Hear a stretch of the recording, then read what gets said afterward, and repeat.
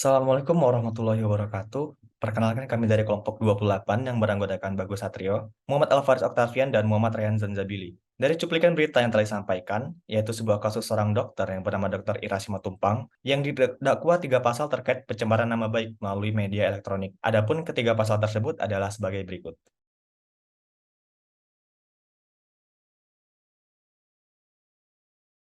Dari beberapa sumber yang telah kami rangkum, Dr. Ira diketahui mengirimkan sejumlah email kepada rekan kerjanya yang salah satu isi email tersebut adalah berisikan tentang gunjingan bahwa Dr. Bambang Gunawan, atasan dari Dr. Ira dan dokter dengan inisial JT sebagai maniak seks dan tukang kibul bin bohong.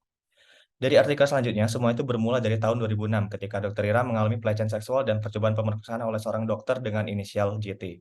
Dr. Ira telah melaporkan kejadian tersebut ke Kepala Direktur Umum RSUD tempat dia bekerja.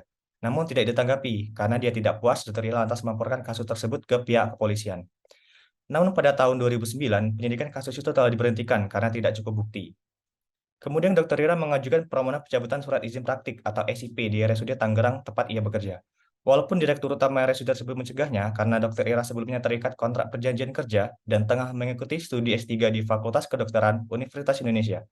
Dr. Ira tetap mengurus sendiri SIP itu ke Dinas Kesehatan Kota Tangerang dan akhirnya permohonan tersebut dikabulkan. Karena Dr. Ira telah mencabut SIP di RSUD Tangerang, otomatis program S3 di Fakultas Kedokteran UI diberhentikan.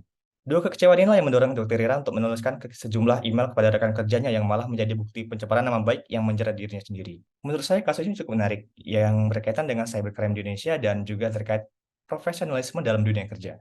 Seharusnya, jika Dr. Ira merasa benar telah dilecehkan, Dr. Ira harusnya lebih baik mencari bukti untuk mendukung laporan tersebut, bukan malah menyebarkan tuduhan tersebut ke media elektronik atau yang lainnya. Karena jika sebuah tuduhan tidak benar atau tidak dapat dibuktikan, maka tuduhan tersebut adalah fitnah yang juga termasuk kejahatan pencemaran nama baik. Dr. Rera juga sebaiknya lebih memahami lagi terkait tanggung jawab, moral, dan tentang etika profesi lainnya, tentang bagaimana seorang harus bertindak terhadap rekan kerja maupun atasan dalam lingkungan institusinya tersebut. Kemudian saya akan meminta pendapat dari teman saya, yaitu Muhammad Alfaris Oktavian. Kepada Muhammad Alfaris Oktavian, saya persilakan. Baik, terima kasih untuk Bagus Satrio atas kesempatan yang diberikan. Jadi menurut pendapat saya, dalam menangani kasus ini ada beberapa hal yang seharusnya mendapat pertimbangan dalam penanganan kasus ini. Terlebih dari pernyataan Dr. Ira Simatupang terkait pelecehan yang dialaminya, yaitu perlunya bantuan penyidik dalam membantu korban dalam mencari barang bukti dari kasus yang dilaporkan. Namun dari sisi hukum yang berlaku, laporan ini seperti mata pisau yang bermata dua yang menyerang balik Dr. Ira Simatupang terkait kasus cybercrime, yaitu pencemaran nama baik akibat kurang kuatnya barang bukti terkait kasusnya, sehingga kasus yang berbalik menyerangnya mendapat dasar hukum yang lebih kuat karena tidak adanya barang bukti tersebut. Saya kira segitu saja. Terima kasih. Saya kembalikan kepada moderator. Baik, terima kasih atas pendapatnya. Selanjutnya saya akan meminta pendapat kepada Saudara Raihan. Kepada Saudara Raihan, saya persilakan.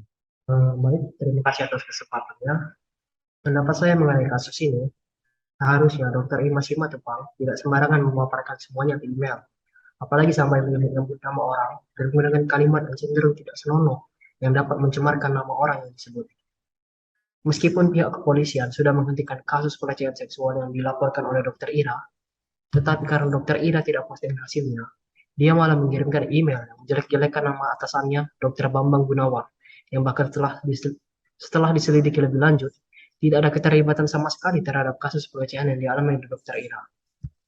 Menurut saya, dibanding mengirimkan email tersebut, Dr. Ira seharusnya mencari bukti yang lebih kuat yang dapat membantunya di kasus pelecehannya, lalu melaporkan kembali ke polisi sehingga dapat ditindak lebih lanjut, bukan malah mengirimkan email yang dapat mencemari nama orang lain.